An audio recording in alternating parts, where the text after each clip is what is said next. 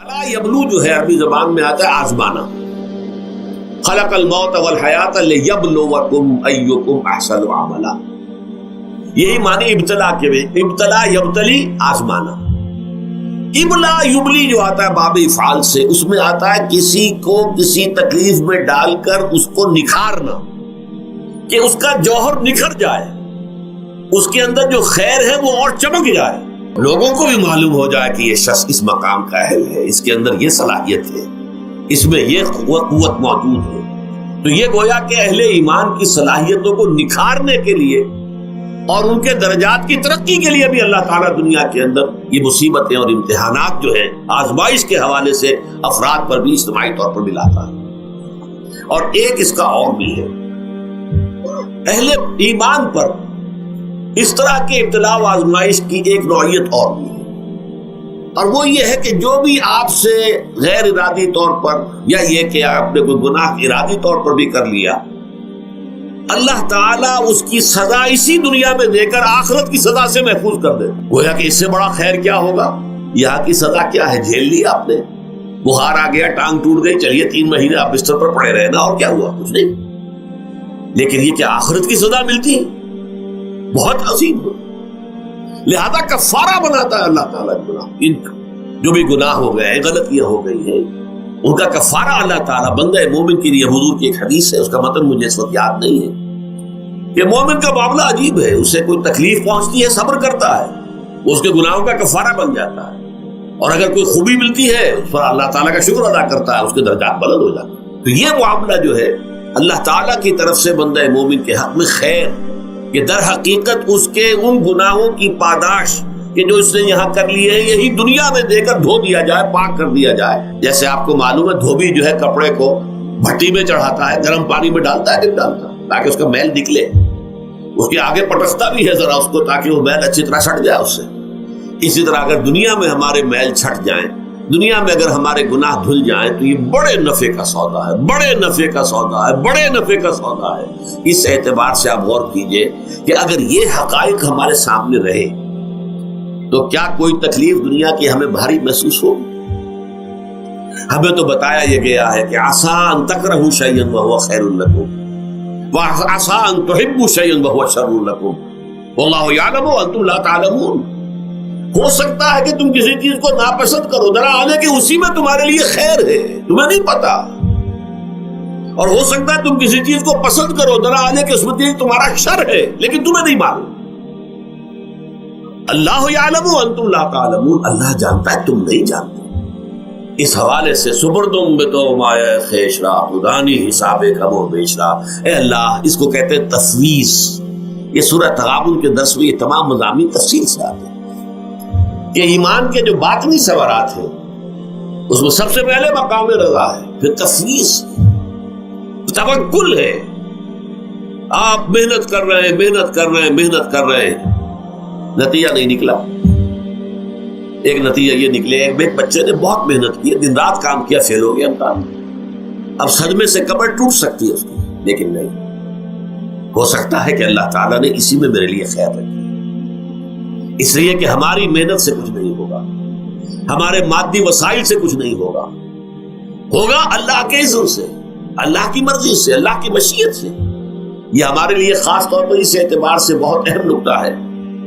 ہم سب راہ حق کے مسافر ہیں، اپنے اپنے بس پڑتے محنت کر رہے ہیں، وقت بھی صرف کر رہے ہیں، مال بھی صرف کر رہے ہیں، محنت کر رہے ہیں، مشقت کر رہے ہیں. لیکن فرض کیجئے جیسا کہ ہے، پھر واقع فرض کیا کیجئے، وہ تو واقع سامنے کی بات ہے، نتائج نکلتے نظر نہیں آ رہے، قدم نہیں بڑھ رہے، ہماری طرف لوگوں کا رجوع عام نہیں ہے. ٹھیک ہے، اس پر قطعاً بدل ہونے کی بات نہیں، یہ اللہ تعالیٰ کی مشیت میں ہوگا، جب وہ چاہے گا تب ہوگا. ہمارا کام یہ کہ اپنا فرض ادا کیے چلے جائیں بس، اور نتیجے سے بالکل ذہن کو اپنے منقطع کر لیں، ذہن کا کوئی تعلق آپ کے نتیجے کے ساتھ نہ رہے. یہ جب تک کیفیت ہماری نہیں ہوگی، ہم اس راہ پر استقامت اور مدام اس پر محنت اور جد و جہد کرنا جو ہے وہ ہمارے لیے ممکن نہیں رہے.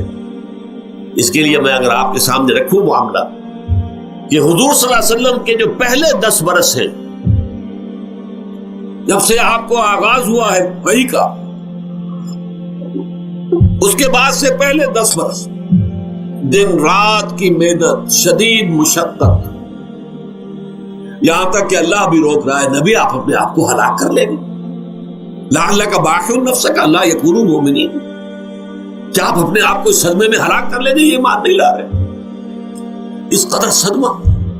لیکن اس کے ساتھ یہ ہے کہ یہ نہیں ہے کہ نتیجہ نہیں نکل رہا تو کام چھوڑ کے بیٹھ جائے، نہیں، معاذ اللہ معاذ اللہ، نتیجہ نہ نکلے تو حضرت نوح علیہ السلام کی عمر بھی اگر حضور کی ہوتی 950 برس بھی حضور دعوت دیتے تھے، آپ کا کام تھا، آپ کا فرض تھا۔ حضرت نوح علیہ السلام بھی تو آخر اللہ کے ایک بندے تھے، اللہ کے رسول تھے، 950 برس تک دعوت دی۔ فَلَبِثَ فِيهِمْ أَلْفَ سَنَةٍ إِلَّا 50 عَامًا، یہ تو ہم مانتے ہی نا، اگر قرآن کے اندر نص قطعی صریح الفاظ نہ ہوتے کہ 950 برس تک رہے، ورنہ یہ بات سمجھ سے بالا تر ہے۔ عام طور پر معلوم ہوتا ہے کہ اس دور میں ابھی عمر زیادہ تھی لوگ۔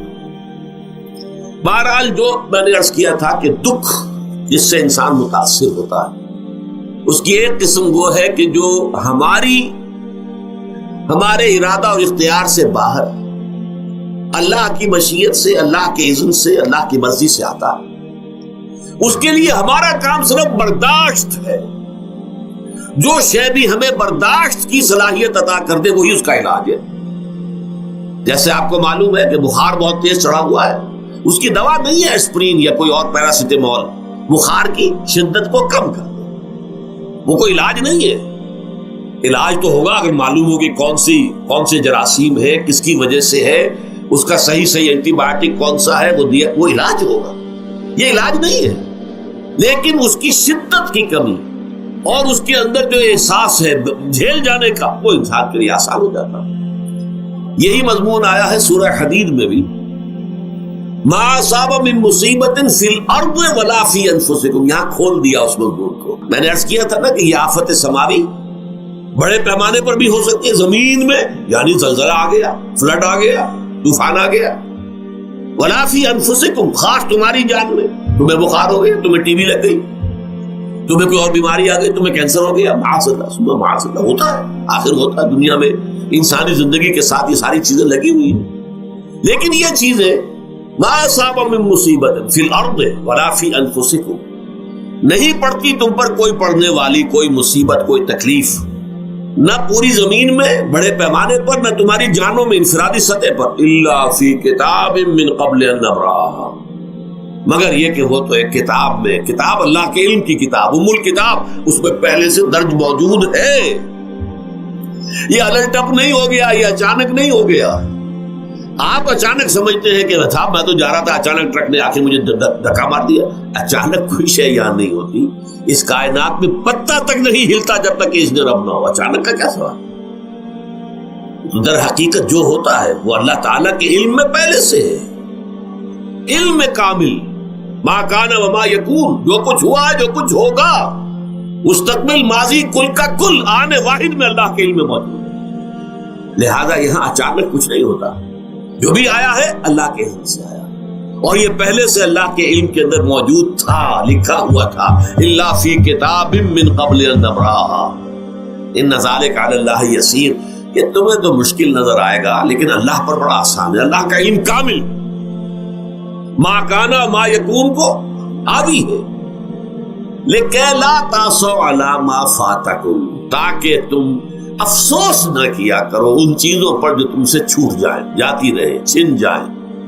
کوئی موقع تھا ہاتھ سے نکل گیا، کوئی دولت تھی اس پر ڈاکہ پڑ گیا، کوئی اور مصیبت ہے وہ آ گئی، کوئی عزیز فوت ہو گیا، اکلوتا بیٹا تھا فوت ہو گیا، وغیرہ وغیرہ۔